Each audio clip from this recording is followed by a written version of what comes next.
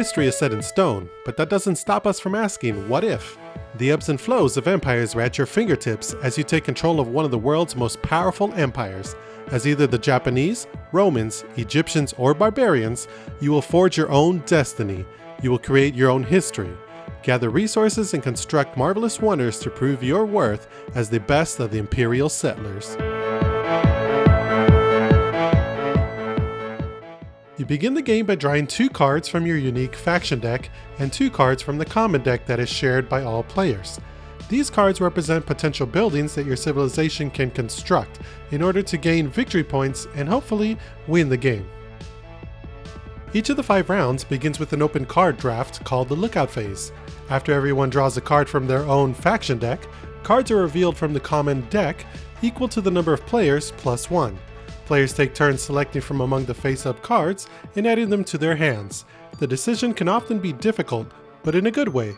Often you'll have to choose between multiple cards that you really want, but are forced to select only one.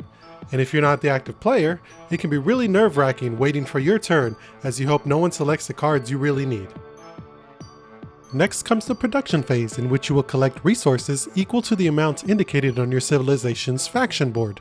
Every civilization has a unique mix of starting resources, which gives you a sense of differentiation right from the start. Next comes the action phase. On your turn, you can do one action. The first action is to construct a card as a building. There are various types of buildings, each with their specific uses. Production buildings give you resources when built, as well as resources on subsequent production phases. Feature buildings have passive abilities that are triggered whenever certain criteria are met. This gallows, for example, awards victory points whenever you destroy a building, lending a thematic, if grim, flair to your actions. When action buildings are constructed, they can be activated on future turns as one of the actions you can take. They often require you to give up some type of good in order to receive a benefit. The cost of these buildings is shown in the upper left-hand corner of the card. The faction buildings often require a foundation in order to be built. This requirement can be satisfied by removing a building you've already built, effectively retrofitting an old building for a new use. Rather than build on your turn, you can use one of your faction cards to strike a deal. Simply pay 1 food and place the card at the top of your board. Deals work in much the same way that production buildings work, giving you resources when played, in addition to every subsequent production phase. The final action involves using raise tokens. You can use these tokens in order to raise a card from your hand, or raise a building that another player has already built.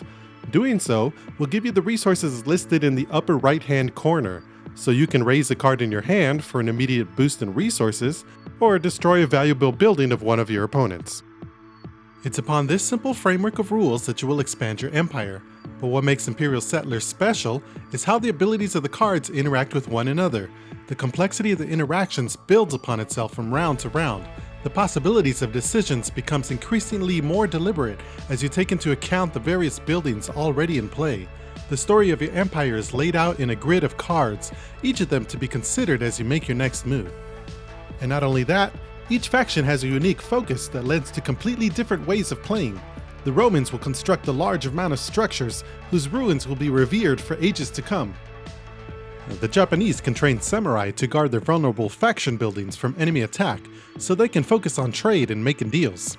The Egyptians have a keen sense for gold, which can be substituted for other goods, a flexible and useful skill indeed. And the Barbarians will amass a horde and pillage everything in sight using the copious amount of raise tokens that they can generate. There's already tons of variety included in the box, but with the promise of more buildings and more civilizations coming in future expansions, Imperial Settlers is primed to be a mainstay in my gaming table.